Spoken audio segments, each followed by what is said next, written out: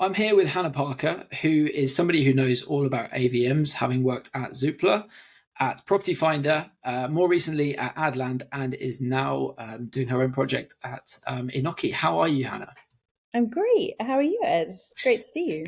Yeah, likewise. I want to talk about AVMs. This is a subject hmm that you know very well. Could you very quickly give like a rundown of what your work has been with some of those companies I mentioned, and specifically when it comes to AVMs on real estate portals? Yeah, of course. So in terms of sort of if I look back at kind of the AVM space, I was actually part of some of the earlier teams back at Zoopla.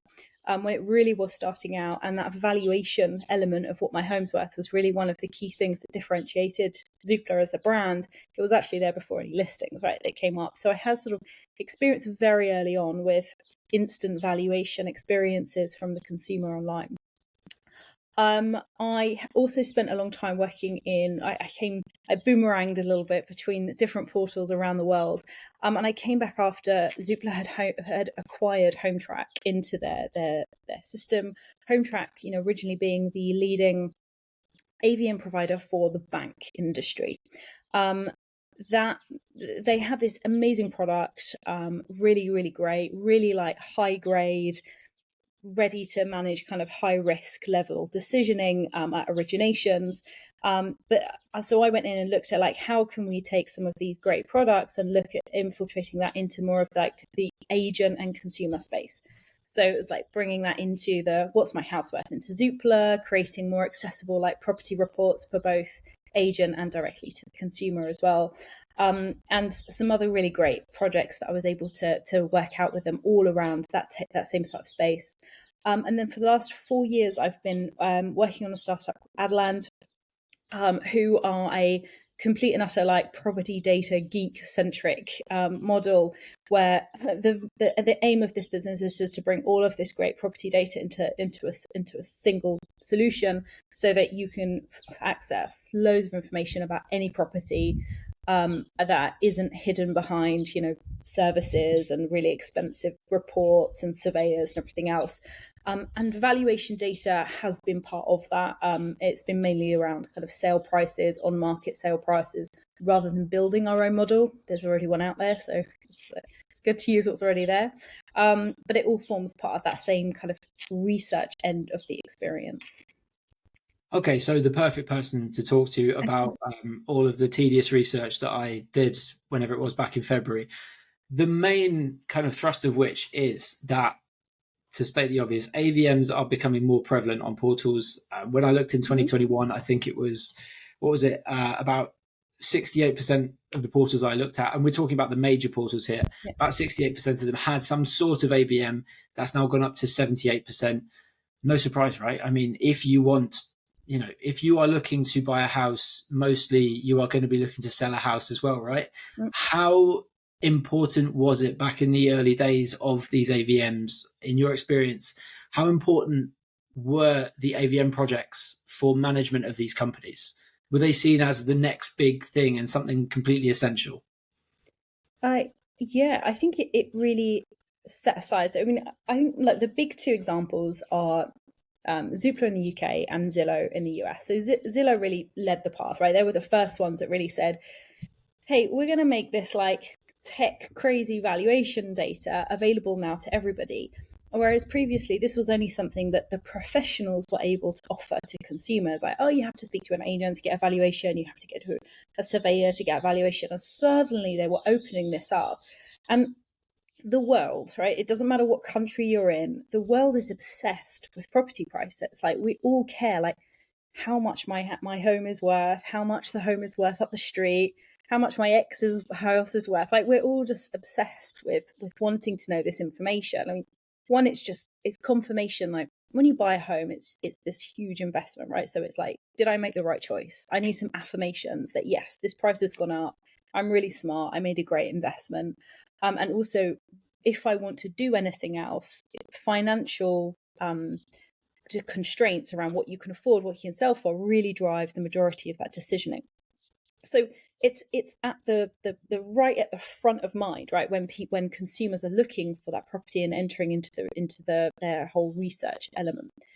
So having the portals, who are the first bit of contact with the consumer before the agent or any other professional gets in touch with them, in this, open to everybody audience platform, it's very accessible. And suddenly they're opening up this new data that's available, which differentiates themselves. So, in terms of lead generation and database building, I think it was one of the smartest moves that some of those big portals made to open that up, definitely. Okay, I've noticed something kind of interesting looking at who does and who doesn't have an AVM. Now, there are still some kind of major portals out there that don't have an AVM. And it seems to me that many of them, or at least a few of them, have at least historical links to agents associations. So I'm thinking of like Realtor in Canada, Bolexiden in Denmark. These portals still don't have any way for a user to see how much their home might be worth, even though kind of nominally they're the market leaders. How long can that go on for, right? At some point, you have to think that they'll have to either bite the bullet and tell the agents, actually, we need this technology on our platform, or they will cease to become relevant, Mm. right? I mean, that wasn't the case with Zoopla, but I know that On the Market had a conversation like that at some point when it was owned Yeah. by agents. Um, yeah, it's contentious, right? Because you're taking away a job that the agents are like, oh, this is my job. Like, this is why people pay me. I come around and I'm the expert and tell you what this house is worth. I can remember rolling out one of the new AVM products for the Zoopla team and going around like a beta phase, like going around literally knocking on agents' door and doing some kind of live in market like product demos and seeing how they work. And the pushback from agents was really surprising because they really felt like we were undermining a big part of their job, which is the whole valuation process. And they didn't want to see it up there. They're like, this just causes me problems because Mr. and Mrs. Smith now are telling me they've been onto Zoopla and their property is worth £500,000. I'm going around there telling them they're crazy, it's worth 300,000, and they're not going to instruct me because they think that I'm wrong because they've done their own research. So everybody is their own pro, right? Everybody is their own estate agent. Now, those portals that you mentioned that aren't displaying that information, I think that there is a direct correlation between those that are heavily influenced over the voice of the agent versus the voice of the consumer. I think that's one decision that's really driving that. It doesn't mean they don't have an AVM. It just means they don't make it available to the consumers.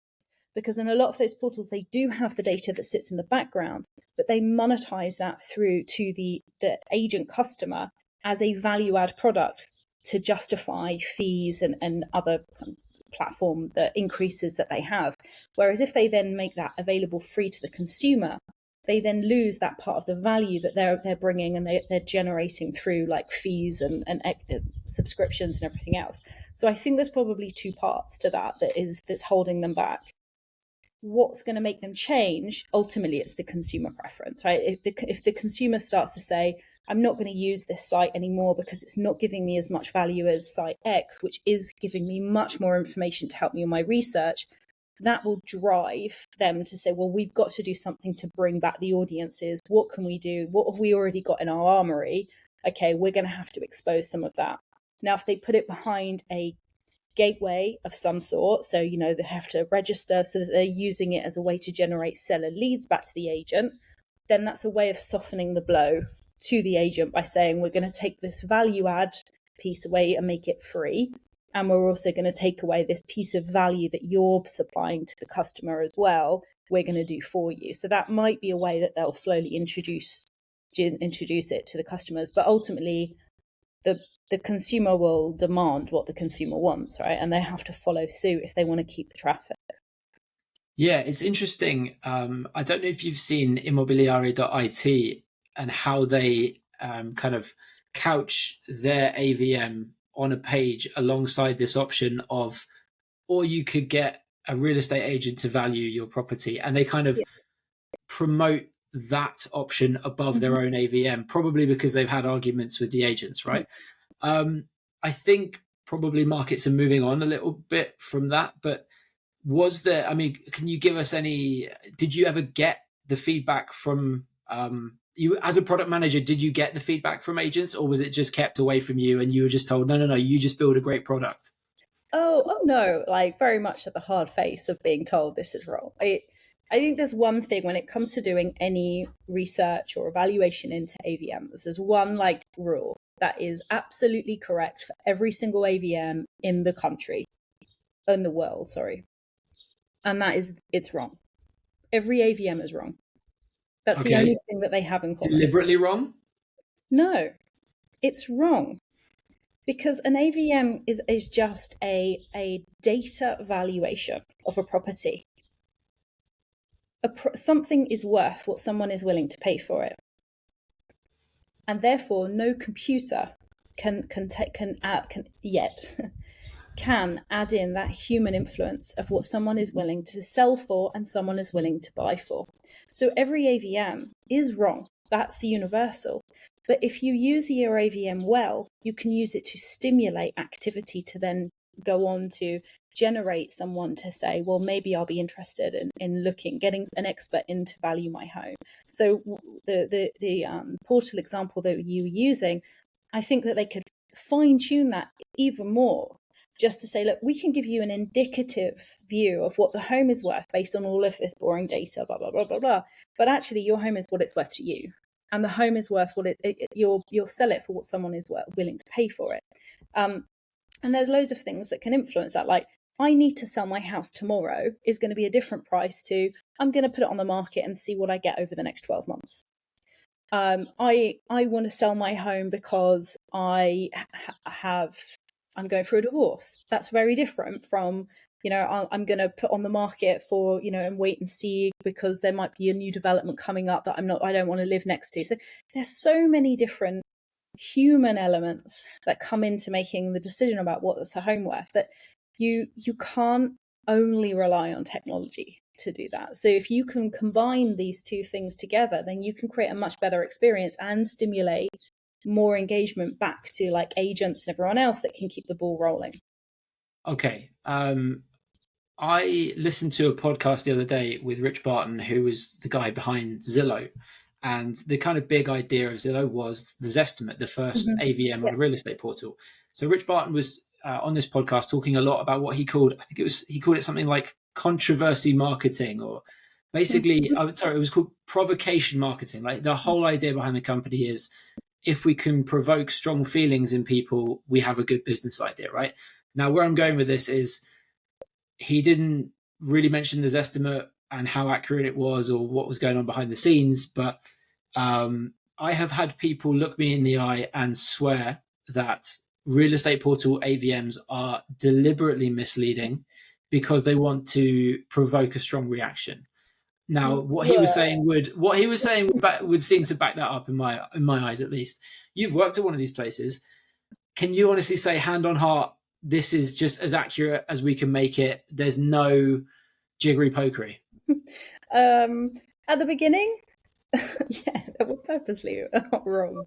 But at the beginning, you could get away with it because you didn't have the competition. You didn't have someone saying, well, I've looked here, and yours is way off. Like, so that's fine. But at the beginning, when Zillow first started theirs, they were the first players, right? There's no one to tell them they were wrong.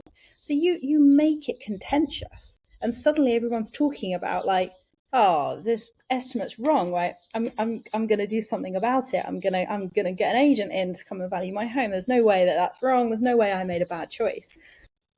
And for Zoopla, it was great. You could farm a load of data. It's like, are we wrong?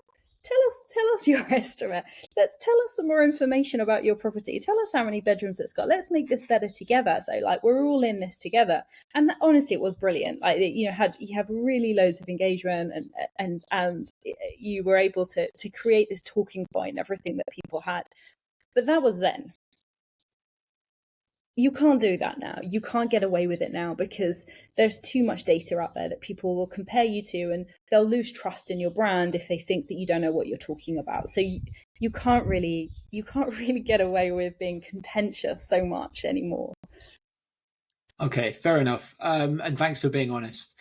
Another things that I noticed looking through all of these AVMs is that they seem to be diverging into two camps. So in places like the US, Australia, and there's one example in the UK, they're going down what I call this logbook route of they already have all the data of all the houses in the entire country, and they just need you, the user, to tell them which address it is you're interested in, and then they'll bring up a property profile page, and you can track the page, and there's all the details on there. The other route being, we don't know necessarily all of the data about all of the houses in the whole country. What we need you to do is tell us, I don't know, 20 different things about the house, and then we'll give you a very accurate kind of, a very honest, accurate estimation of what we think it's worth. Firstly, as someone who knows about these things, which do you think is kind of better from a business perspective for the portal, and which one might be better for the consumer here? Or is it not as simple as that? It's all about consumer engagement. Like, honestly, attributes don't make that much difference to an AVM. It doesn't really make that much difference to evaluation. You're So you're saying what the by your attributes you mean what the consumer's putting in? attributes about the property. Sorry, yeah. So by saying, like, I've got this great kitchen, and I've done this work Okay, to the right. house, I've done this thing. It doesn't actually make that much difference to an AVM model. Like, it's very, very marginal. But it does make the consumer feel like that they're more in control around the valuation. And if you invest in something, doesn't matter whether it's 5 minutes by doing it or 5 hours by doing it, you're emotionally giving your time right into something, and you're investing in that.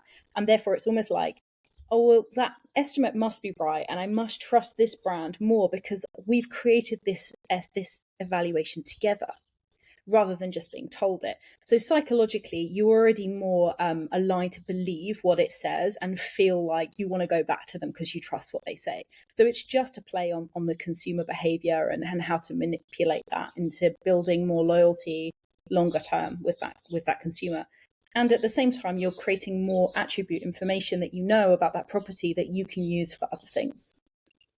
Yeah. I think so. I'm going to use the example that we use in the report, and it's also an example that you're, I'm sure, familiar with, which is Zoopla's My Home product. Mm-hmm. Now, what was interesting about My Home is that it's the only one in the UK that has this kind of logbook style of you just indicate which address it is you're interested in, and they've already got a bunch of information, and then you as the homeowner can edit the information. Firstly, why would like a Rightmove or an On the Market not build something like that? When we interviewed Zoopla, they said we think this is our big competitive advantage. Why is it really, really, really difficult to build? Does it involve a whole load of M&A? Like, what are the barriers to building that sort of thing? Um, it is harder than it looks, because you think, well, it's easy. You just put a load of data, mix it in together, and here's all the information about your home. Everything is publicly available. It's not that easy, because a lot of this information is very hard to map to a single point of truth. So you can have information from a sales log, a government sales log. You can have the environmental reports across, like, pretty much all of Europe. They're exactly the same. But it doesn't mean that just because they're there, they're easy to bring together. All of this data needs normalizing. It all needs to be brought into a way that can be mapped together. It needs to be updated regularly. I mean, it's not something you can just do like really, really quickly and off you go and everything's there. And you're always adding to it, right? So it's a high effort process to get working, and there's probably not that many people in the world that really have a good understanding of property level data and geospatial data mapping that can do it in a way that can be usable in lots and lots of different products and features like this. Zoopla have a head start, I think, over. And I've always thought that this was one of their like real USPs. Like, I felt like it was the DNA. I mean, I'm a little bit biased because I was there at the beginning, but I think it really sits at the DNA of this company. Of, we know more about this home than anybody else that's out there. I mean, it's not true. There are loads of other businesses that know more home, but in terms of the consumer space, this is the largest consumer brand that has that landed. Like, you don't think about that when it comes to Rightmove. You don't think about that when it comes to On the Market, but you really think about that as being like the smart portal to go to for information. And I think playing on that is their absolute winning streak. But I just wouldn't put it behind firewalls. I would just give it away like for free. Like, I think that right now their position is to build consumer loyalty and start there. And once you've got the consumer loyalty, the business will follow. But it leads you to loads of other opportunities in the future, like commercializing the consumer. And unless you've built up that loyalty with them from the beginning, it's a much harder journey to go down. I think for Rightmove on the market, homes.co.uk, whatever that ends up looking like, they're still so agent-led. I think it will be very hard for them to really step into the potential direct-to-consumer space yet. I think it would upset the margins too much and put too much at risk. That I think they might miss the boat to do it. They'd rather, like, Rightmove's data is amazing. It's really, really good. They've got the most amount of data of probably any other UK prop tech business that I've ever looked at. But they don't make it available to consumers for a reason. Like, they make it available as a commercial asset that they give back to their professional customers. And it's very good data and it has a value added to it. You know, if Zoopla want to say, we're just going to take that out and we're going to like completely democratize all of this data and we're going to devalue all of it by making it available to all of the consumers, and we're going to be the brand that the consumer loves because we're going to give them all of this information, I think they've got a great opportunity to build that loyalty. Yeah. Okay, the second question about, and again, I'm going to use Zoopla's example because it's one that you're familiar with and we've used in the report. When you go on there and track a home, you can tick a little box saying, yes, I am the homeowner. And then you can edit the data that they have on file for a property. You can say it's got 16 bathrooms, probably. Yeah. Is there a bit of a risk associated with that? I know you've spoken about the kind of psychological element of once the user has edited that, they then believe it's like a collaborative valuation, and that obviously has its upside. But don't you risk, I don't know, soiling your data a little bit? Yeah. So some of the early days of Zoopla, when it was all like, yeah, we're going to be wrong, just tell us information, we'll farm this out and we'll collect all of this great data in. It wasn't really like, okay, what are we going to do with this later on if this is all wrong? And it came back to absolutely bite the whole team, because suddenly you had a lot of polluted data that was wrong. You know, this was however many years ago, when customers could phone up and say, hey, you know, like, I'm Mrs. Smith from this house, you've got my property, like, can you change my valuation to this? It'd be like, no problem, Mrs. Smith, like, what would you like to put it down at? Great, customer walks away really, really happy, price is updated, but you've absolutely polluted your database now with this data coming in. So cleansing all of that became a complete nightmare. If you want to allow the consumer to interact and to make those changes, I think you just have to manage the data very, very carefully to make sure you're not polluting like kind of official data or pure data or verified data with kind of interpreted data that you can't actually verify is true or not. Those portals that have direct relationships to the CRMs, I think, have a massive advantage here, because they're able to take kind of all of this attribute data directly from source as it comes in. I think advancements in things like photograph recognition and different ways that people are kind of searching and filtering and tagging means that some of this information, I think, will automatically come in and sort of add as a second verification level to come in for the portals. In the UK, there is a changes in trading standards, which means a certain amount of information has to be provided upfront officially for all listings, which is called material information. This is like the happiest holiday for every portal, because suddenly there is an enforcement for all of their listings to have all of this information provided. So therefore, all of this extra information, like, you know, even boring stuff like the sewage company and how many heating rooms and the flood zone risk, like all of that, suddenly they're being given this information. I mean, I've always been a strong believer, I think I sit with Simon on this, I think, of like, I can't imagine another business where as a customer you pay to give away your content. And now we're entering into an arena where you're not only giving away your content in terms of the listing, you're also giving away all of this information about this property to the portals that are just collecting it all up, doing some really cool modeling with it, and then reselling it back to you again. Good Yeah, business. yeah. There's a bit of an interesting way of looking at it, and we'll make sure that this video reaches very few agents and only portals. Um, you are a self-confessed, because you have confessed this before, a property geek, a property data Okay, I geek. didn't know what you were going to say then. Yes. Which of the AVMs that you've seen around the world do you look at and think, well, that's probably the leading one. That's the example for people to follow. Home track is the best AVM. I mean, I have some bias obviously because I did work there, but even if I take that hat off and I look at everything else that's been done of different portals, prop tech businesses around the world, they have hands down the best AVM in terms of how it's modeled, the security, the data. But the primary driver of this is different from this conversation, though. It's about risk assessment and risk appetite in the lending space. And, they don't care how nice your kitchen is. Like a bank just cares about, does this meet my risk appetite for lending on this property? And in terms of for that bill purpose, they really have absolutely the best product. There's another company in the UK called Ultra, who have so one of the guys actually was one of the original at Home Track. They have an amazing data product as well. They know like immense amount of information about property.